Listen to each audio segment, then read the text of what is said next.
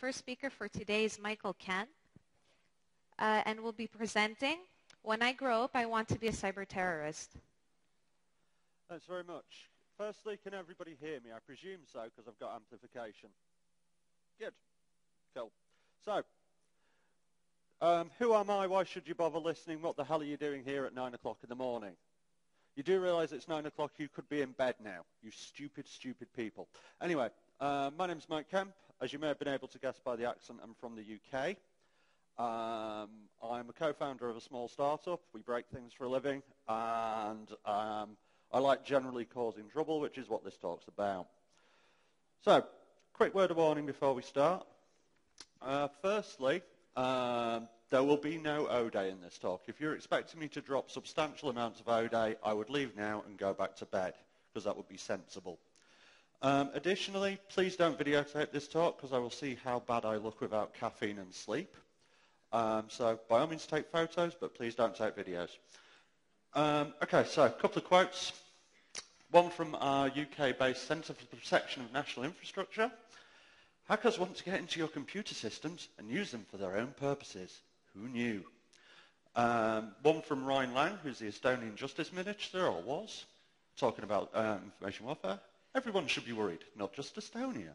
And finally, quote from Die Hard 4, which, as I'm sure you all know, is highly representative of the real world, and not just the imaginings of a demented Hollywood screenwriter. Jesus Christ, it's a fire sale! Anyway, so, what am I going to be talking about? Well, I'm going to be talking about cyber-terrorism. I am going to refer to it as cyber-terrorism, because, you know, I can. I'm going to be talking about the claims that have been made about it, and some refutations for those claims. I'm also going to be talking about why the media is retarded, because it is. My apologies to any journalists in the room, but by and large, you people suck. I'm also going to be talking about an army of one. And I'm going to be talking about the various agendas and solutions to the problem, as it were. One thing to note, I've got about 90 slides to get through in an hour, so I will talk quickly, and if you don't understand, please feel free to throw money and or alcohol, and I'll maybe slow down. So, cyber-terrorism means many things to many people. Basically, concerns about computer-borne attacks or disruptive computer attacks started in the 80s. Personally, I think Matthew Broderick's to blame, and it's all his fault. Concerns grew until 2000, when everybody got distracted by the Millennium Bug and planes were going to fall from the sky and we're all going to die. However, it really went mental after 9/11, because obviously, people can fly planes into buildings. Obviously, they can blow up computers. It's a term that first was discussed very late in 2002 in an article, funnily enough, called Cyberterrorism, Fact or Fiction. As you may be able to guess, I know which side I'm on. So, according to Wikipedia, which, as you all know, is the font of all human wisdom in the world, a US company called Technalytics defines cyberterrorism as the premeditated use of disruptive activities or the threat thereof against computers and or networks with the intention to cause harm or further social, ideological, religious, political or similar objectives, or to intimidate any person in furtherance of such objectives. That's a mouthful. That said, there's also a degree of history between me and Kevin Coleman, who's the MD of Technalytics.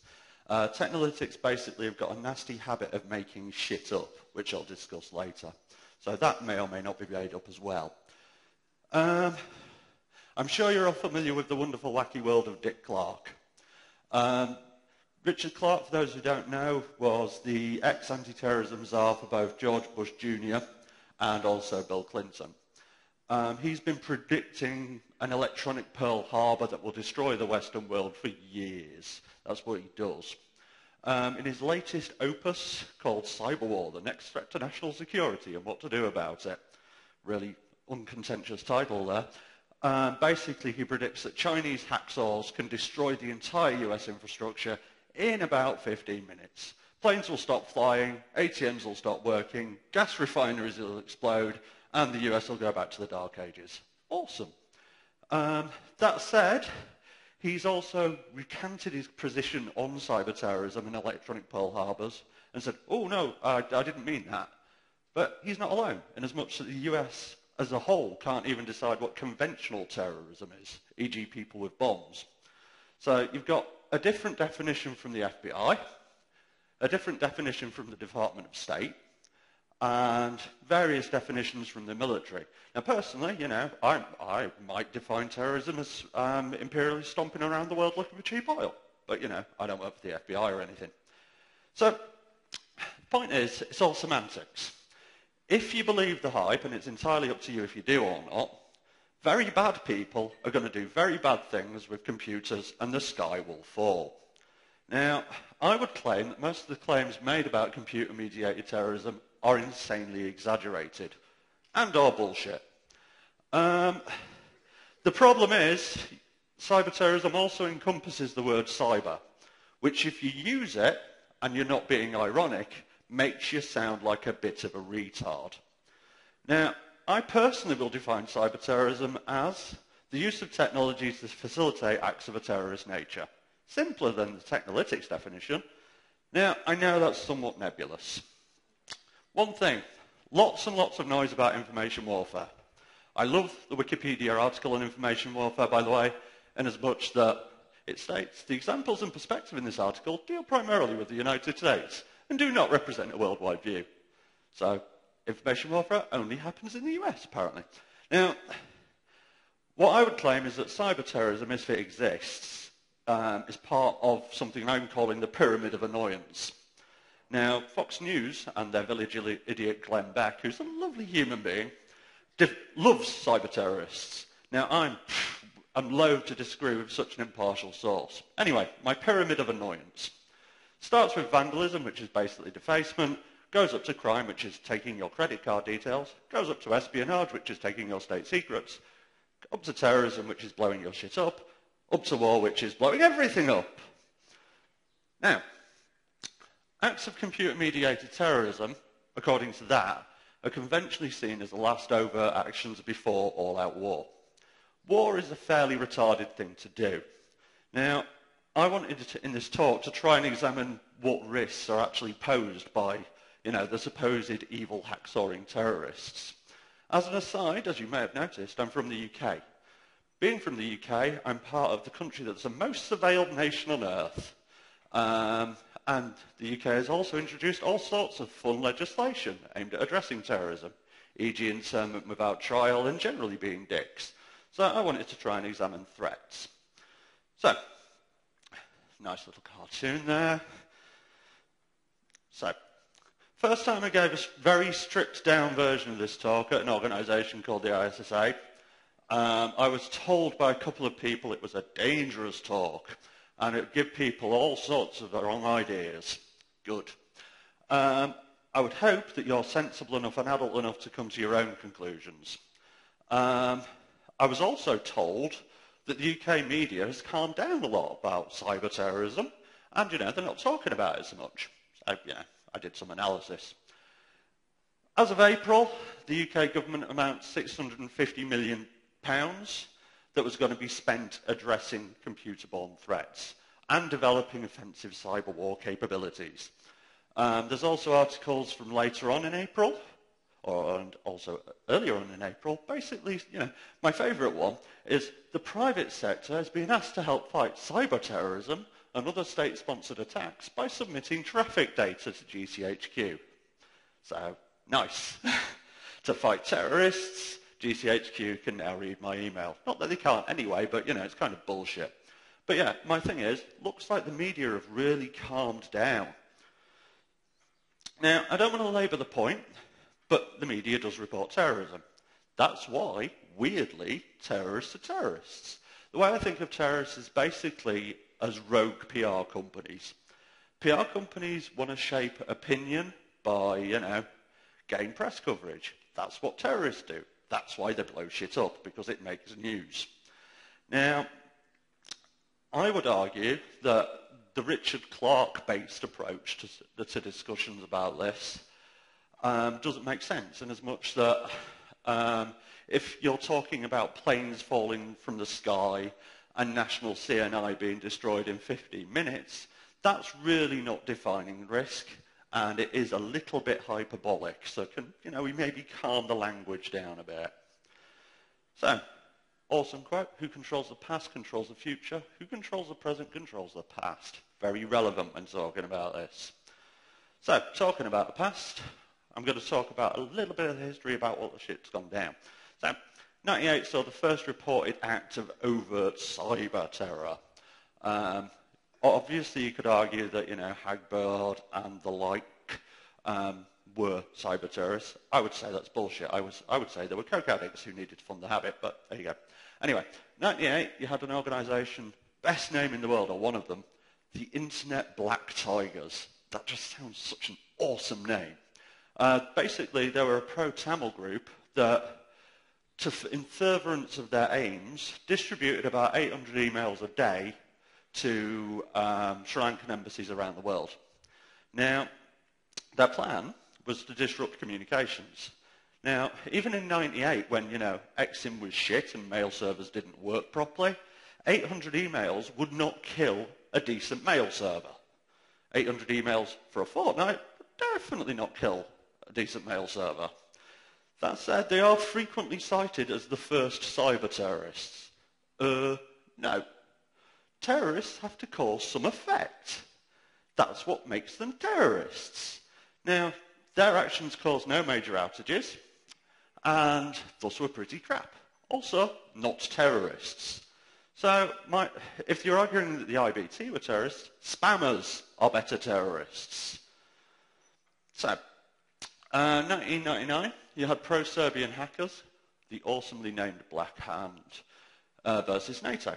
NATO servers were again blocked with email, and allegedly there was some data exfiltration from the UK servers. Whether or not that was pro-Serbian hack source, who knows? That said, there were lots of viruses, pretty crap ones, and more importantly, bombs, which are a little bit more worrying, flying around the place. 1998. Yes, I am talking about Moonlight Maze. According to the reports, US military computers were being targeted by Russian hacksaws. In 1999, Newsweek, which is an ever-reliable source of information and not at all biased in any way, shape or form, reported that according to the then US Deputy Secretary of Defense, the US was in the middle of a cyber war in 1999. I want to know who the fuck won. The scores were not declared. Is it Russia 1, America 0? America 1, Russia 0. Who knows? The scores never came out. 2005, news hit of Titan rain. Like the Russians before them, the Chinese thought, let's have a go at the US. Because, apparently owning the US by owning more US foreign bonds than any other country wasn't enough for the Chinese. Interestingly, 2005, first use of the term APT. We love APT. It's such a ridiculous phrase. It means nothing, but you can sell anything using it. Basically, an advanced persistent threat, or absolutely pathetic tripe, is whereby there are evil super elite hacksaws with millions of ODA and they're going to fuck you up. No, bullshit. That said, 2009, the Chinese were back. 2005 wasn't enough for them. So they came back in 2009 with Operation Aurora. And according to McAfee, we are, as a result, all doomed. Unless people buy McAfee, the world will end. Now, call me cynical if you will. Both of those attacks and a couple of other ones all happened roughly around the same sort of time as RSA. Sales pitch? Not sales pitch. Don't know. So, this one's good, by the way. 2008, US 304th Mobile Infantry got bored of doing army stuff. 2008, the US Army had nothing better to do. They weren't at war or anything. So they decided to have a look at Twitter. Shall we go and blow shit up, or shall we look at Twitter? Now, they wanted to see how terrorist groups, or Al-Qaeda-like groups, use the internet, and also use mobile telephony, and could use social media. Their OSINT findings are on the internet, a couple of places, but that said, it's all fairly speculative reading. In the report, basically, they talk about pro-terrorist interfaces for your phone, so wallpaper. They also discuss methods by which mobile phones can be used to facilitate attacks. Yes, phones have GPS. Who knew? And they also talk about scary voice over IP voice changes. Pretty standard stuff. They also examine how Twitter could be employed by terrorists. I quote, this is a direct quote, "Twitter has become a social activism tool for socialists, human rights groups, communists, vegetarians, anarchists, religious communities, atheists, political enthusiasts, hacktivists, and others to communicate with each other and to send messages to a broader audience." My question is, which one are you? It's nice to see in this report that vegetarians and people interested in human rights are lumped in the same, in the same genre as terrorists. So, awesome. I'm vaguely anarchistic, vaguely vegetarian, and vaguely interested in human rights. Thus, I am a terrorist. Awesome. Now, basically, their assertion of the report is that social media can be used by terrorists to organise attacks or to conduct research. Well, yeah, it could, but they could also use carrier pigeons. Twitter's already had a number of legal issues. I refer you to the WikiLeaks debacle. The feds made a request, WikiLeaks gave it up to the press, embarrassed the shit out of the feds. That said, how many other requests have floated through under the radar? Now, if you're a terrorist, cyber or otherwise, you're probably patiently aware of the risks of using Twitter, which is very public, for doing anything other than propaganda. It seems highly unlikely in my head that anybody actively involved in terrorism is going to use Twitter as anything other than, the odd PR message. When it comes to organisation, they're probably going to use closed forums or RSE or whatever. That said, can Twitter be used for open source intelligence gathering? Yes, it can, but you have to read through a shitload of bullshit to get to anything useful. Can it be used to plan and schedule attacks? It can, but then so can coded messages on blog pages, etc. Coded message on the blog page. So, is social media a threat? Yeah, if you post details of truth movements or personal identifiable data. If you do that, you are a retard, by the way. It's not a threat if you post normal crap. Is it being used by terrorists as anything other than a rallying board? No, of course it isn't. That said, did the US 304th Mobile Infantry want access to Twitter in 2008? Yes, they did, so they came up with this report. So well done to them. Now, quick couple of words about North Korea, which I know isn't a terrorist organisation. I know this, I know. But this ties back to the Kevin Coleman thing I was talking about earlier. Now, apparently, according to conjecture, North Korea's got an uber-elite band of hackers known as Unit 21. Now, according to a report issued by Major Steve Sin, yes, there is a guy who works for the US military called Major Sin. I'm not making this shit up. Unit 121 has got 17,000 hackers. This was picked up by a guy called Kevin Coleman who ran with it and went, oh, the sky is falling. I've done some research on North Korea. They don't have an internet. They basically have a telephone system from the 1920s with mechanical switches or Alcatel digital ones, which are much the same thing. So, how the hell are they attacking anything? Magic? No. That said, if North Korea hasn't got super hackers, how come non-state groups, who are less well-funded than North Korea, even though North Korea's piss poor, how come terrorist groups have got them? So, that's where it gets slightly more interesting, depending on your view. I wanted to look at what an individual attacker could do. I wanted to look at what sort of information's out there, and from that extrapolate what a well-motivated and financed group could do if they actually knew what they were doing. Is anything illegal discussed? Yeah, of course it is. Has anything illegal been done to obtain this information? No, of course it hasn't, officer. Please go away. So what I did is I applied .mil ideas and the concept of open source intelligence gathering, which between you and me is basically reading the internet a lot. Awesome. So, incidentally, never use that line on a hooker. Just because you pay for it doesn't mean it's better. Never use that line. They don't like it. So, what can an individual attacker do? Lots of shit, like repeating slides. Now, anyway, quick thing. Some of this is just me ranting. So I haven't written anything incriminating down, so my apologies for that. So, as I'm sure you're patently aware, the UK plays a major role in international finance. There are lots and lots of theories about terrorists turning off the ATM network in the UK and grinding capitalism into the ground. Before we begin, quick tale of a payment processor. I was doing a gig with a payment processor, very big payment processor. They handled a lot of transactions for lots of merchants. They didn't know what their estate was. They had two IS managers, one who went off sick after having a nervous breakdown. He was replaced by another guy who 3 months later went off sick with a nervous breakdown. They had no fucking idea what was on their network. Could have been anything.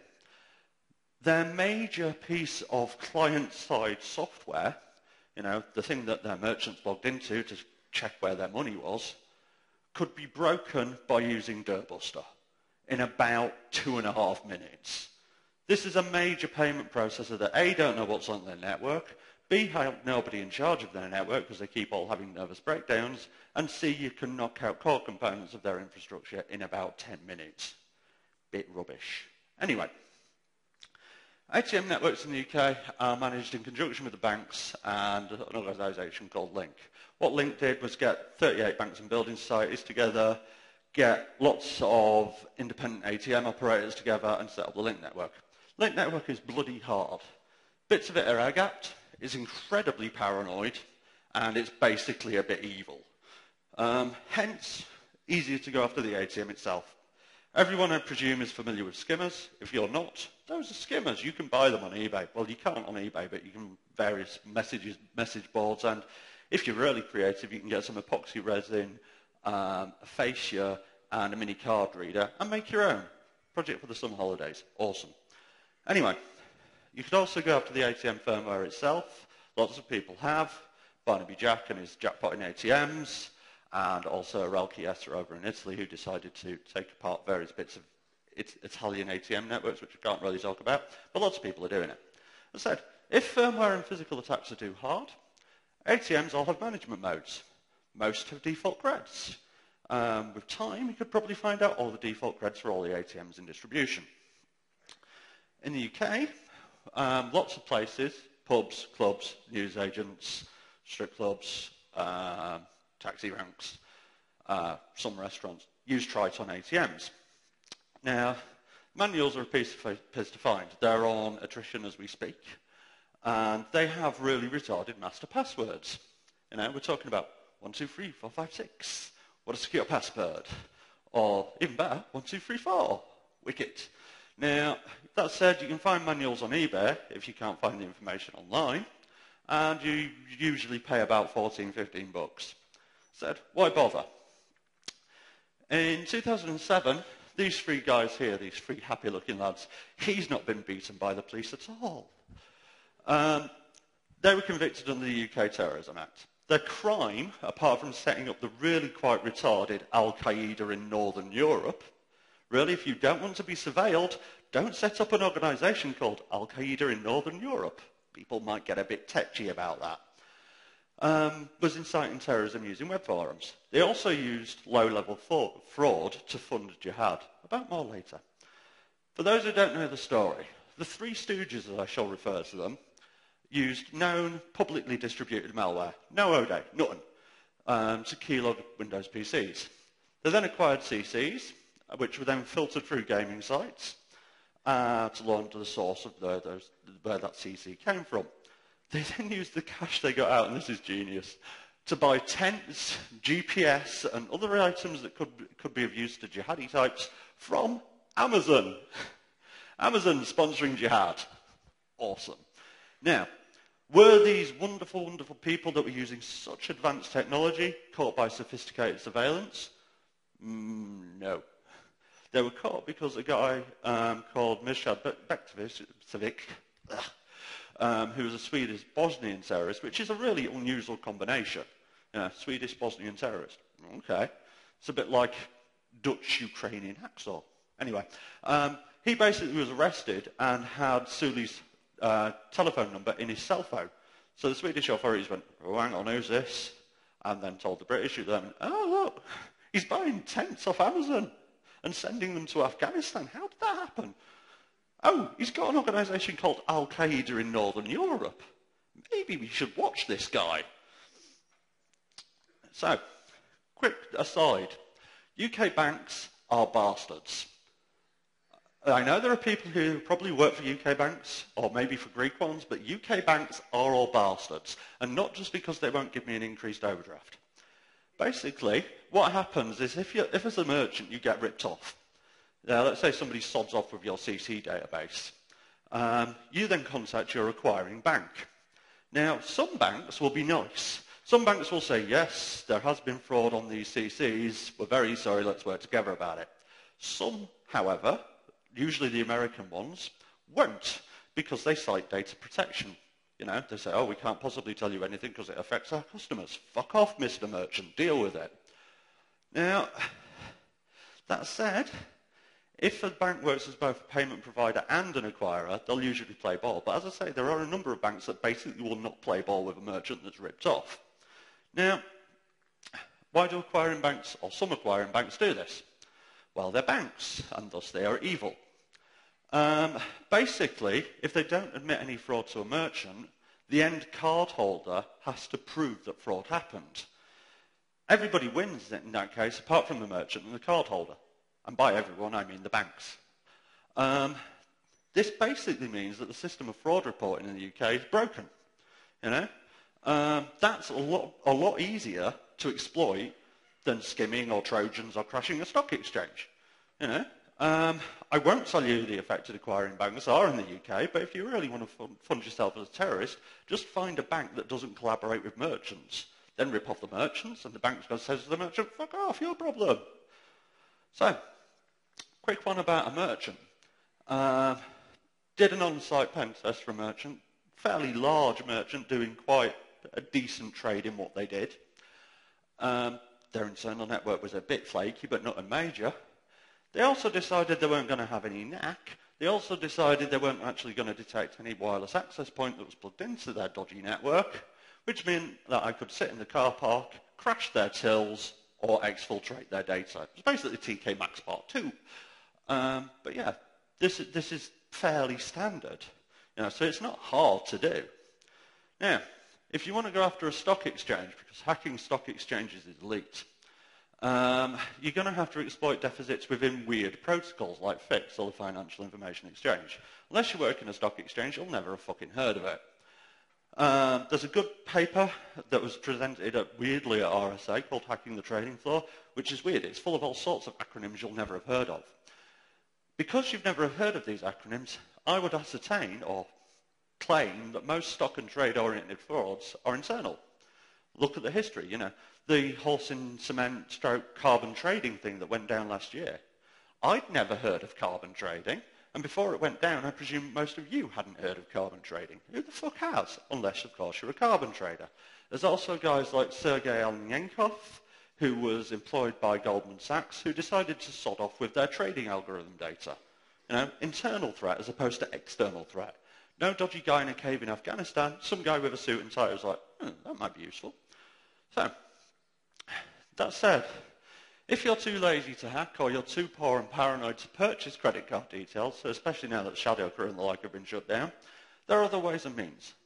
Pasty and Pastebin, etc. are littered with credit card details. So basically what you can do is do a quick rep, parse all the data, and there you go, credit card details. I did a quick survey, both Pasty and Pastebin rather, and found 15,000 current credit card details in one sitting. Without using any scraping scripts, just, you know, pure requests for, do you have Visa? Oh, you have Visa. Of those, some are going to be fake, obviously. Some will almost certainly be flagged. Some will have been caned and there will be nothing there. Some will have been reported. Some, however, may work.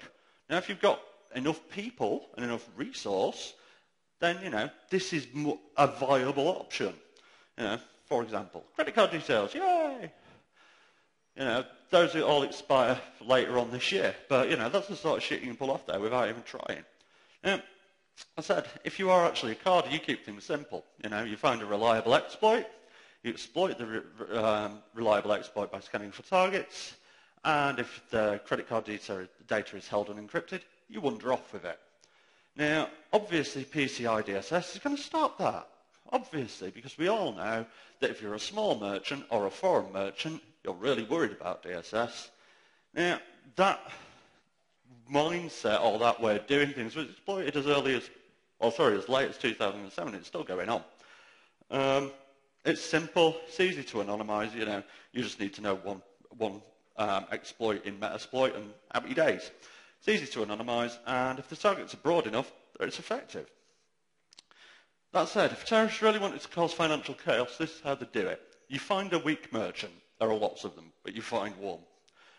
You obtain credit card data either by a physical attack on their premises or by finding a reliable exploit which you've deployed elsewhere.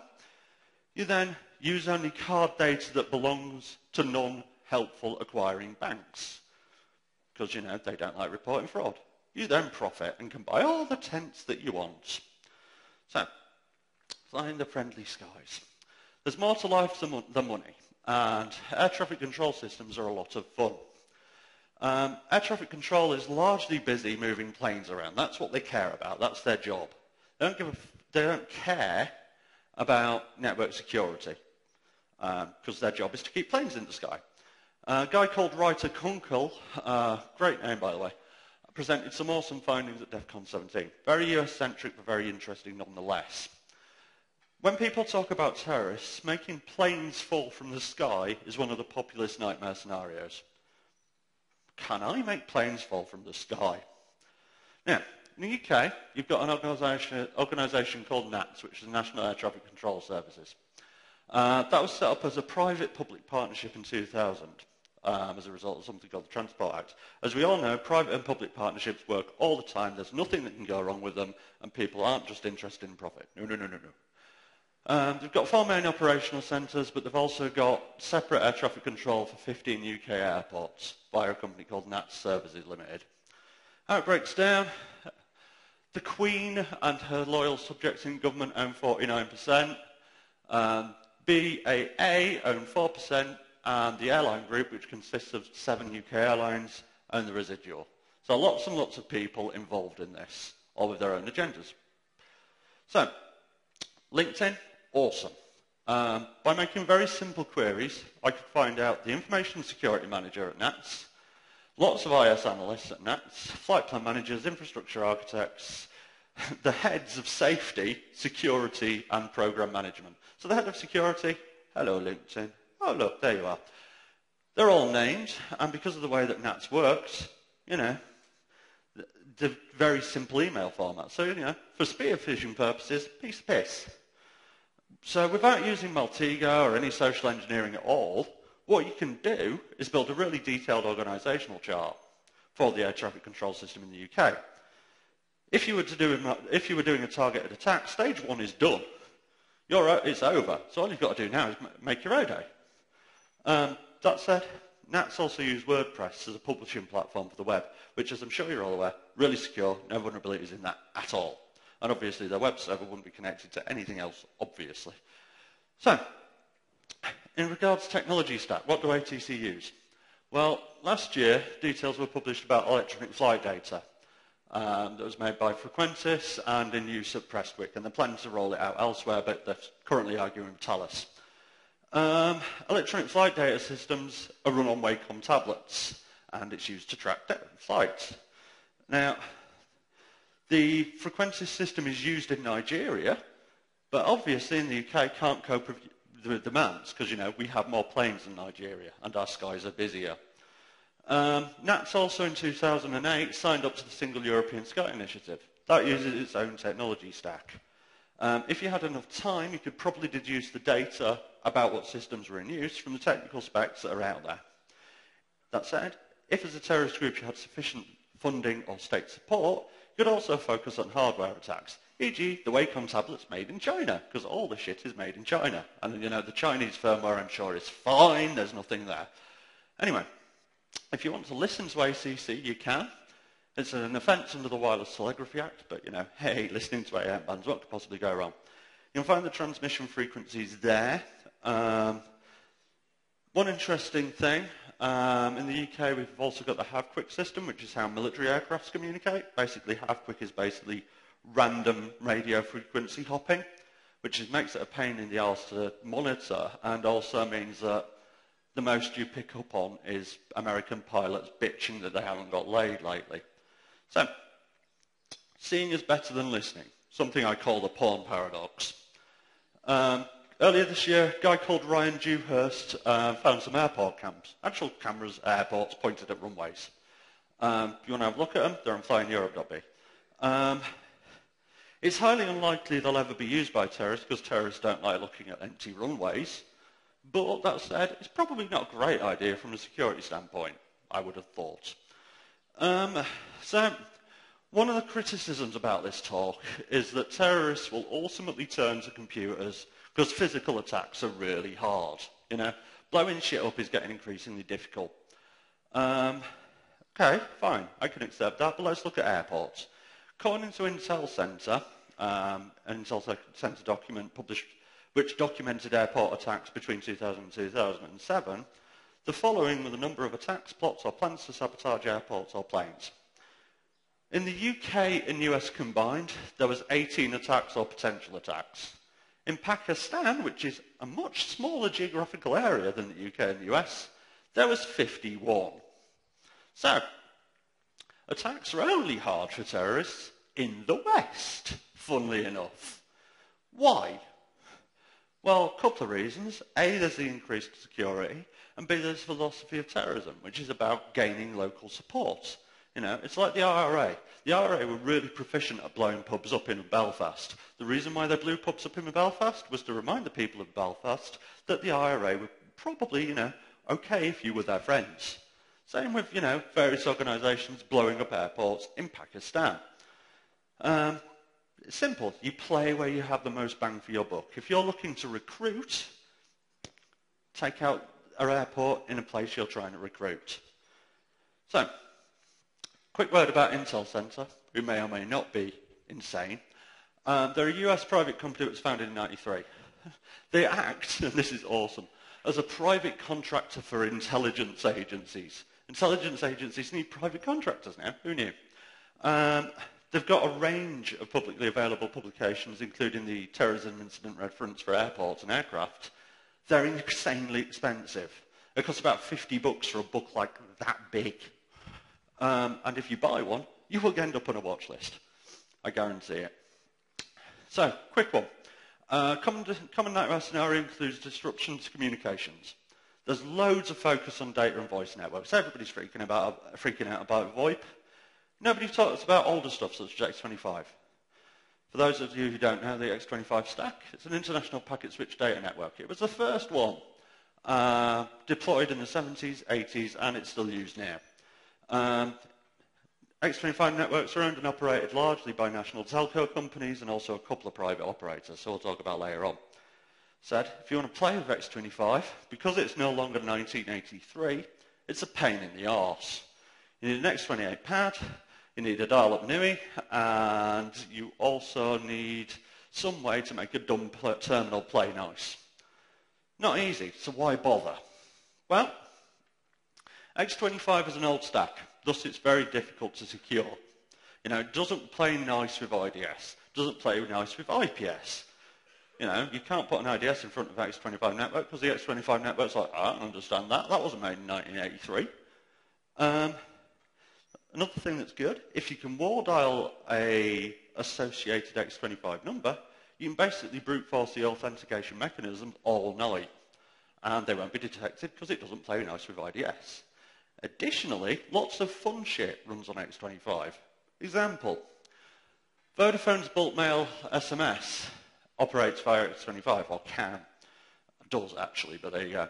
Now, according to conjecture, there's a number of other carriers such as Orange, 3, etc., that deploy X25 as part of their network background. Now, you've got effectively a deprecated stack running in environments where it may or may not be secure. Awesome.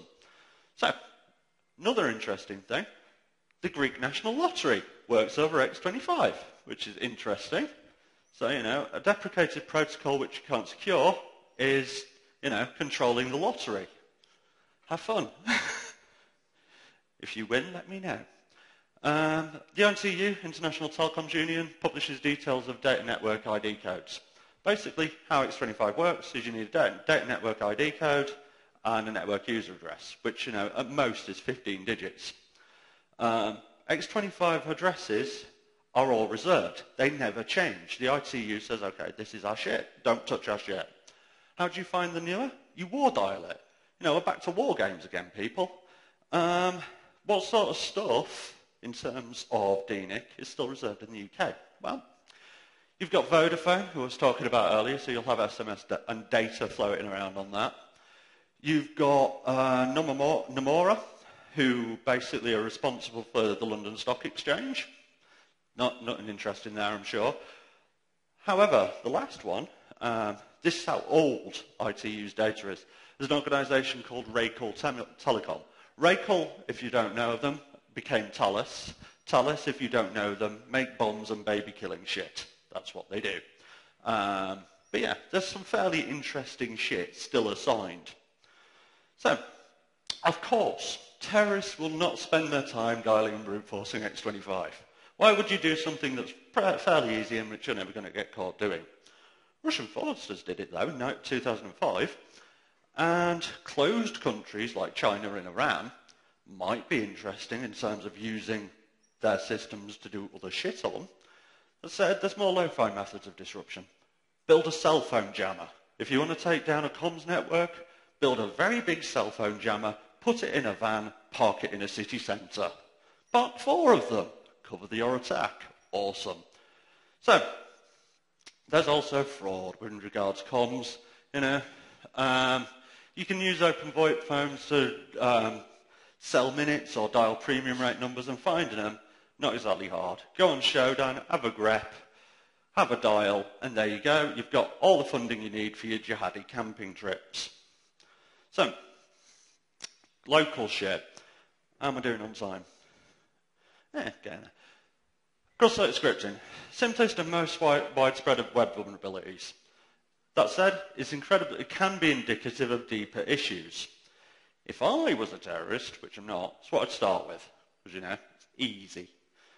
Talking of which, Antenna, who I believe are a TV company over here, have cross-site scripting.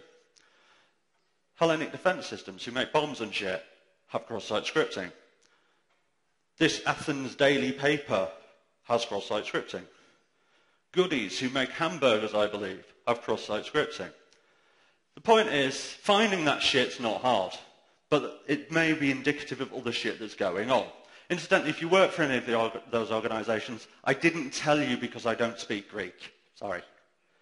I also understand there's no, offences here or something. Anyway, agendas. I'll be quick. Apparently, the threat of cyber war is looming. Yeah?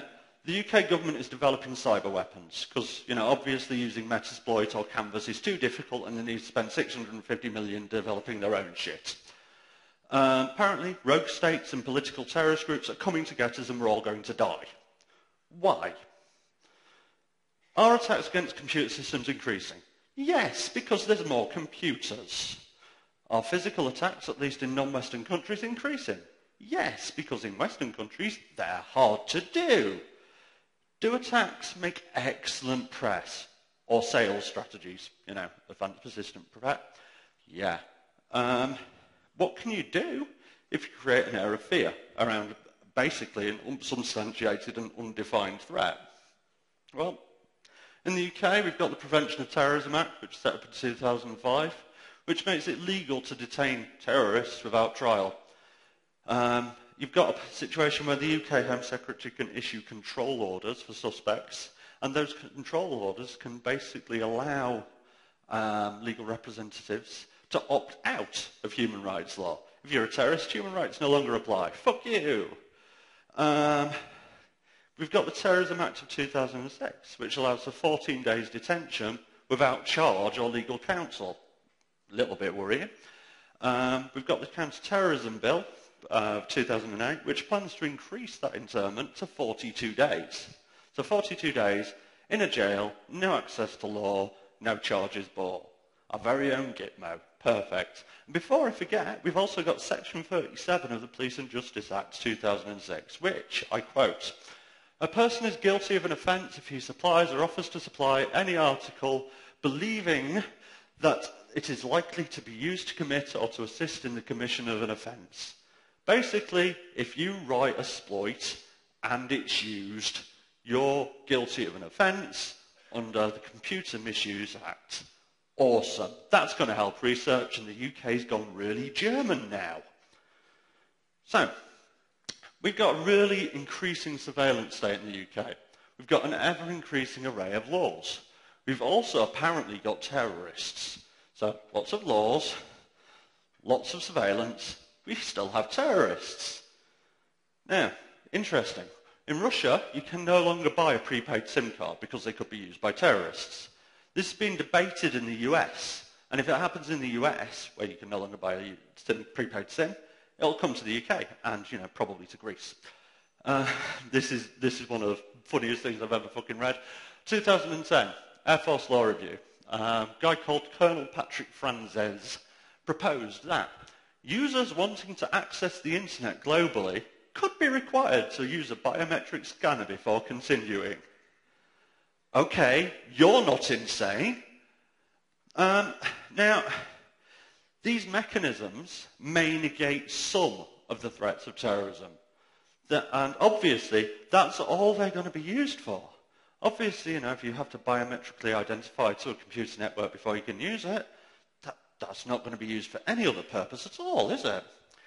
So, personally, I'm not scared of terrorists when it comes to, computer-related attacks. I'm also not scared of terrorists anyway, because there's always going to be idiots with bombs. What I am genuinely terrified of is ill-informed knee-jerk reactions to it. My thing is, if you actually give a fuck about security, the important thing to do is to define the risk. And you can only do that once you remove the political and sociological engineering and all the agendas that go with it. Now, I've got no problem with people arguing about supposed threats, which I actually don't think are real threats. How many successful terrorist attacks, by a terrorist group, not a state, by the way, do you know of? None. Zero. Zip. Hasn't happened. But, by all means argue about that.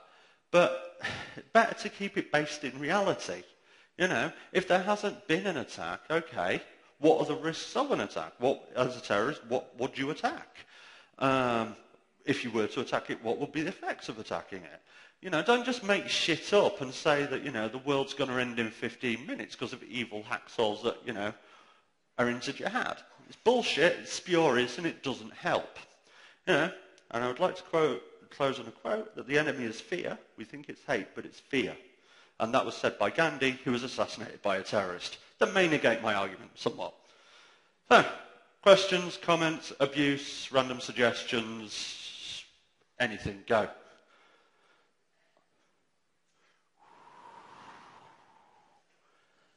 Sweet, I've killed them. Nothing. Well, that sucks. Somebody argue. I'm good at arguing. Come on. No? Fine, sod you then. So, thank you to the con organisers for having me. Thank you for getting up.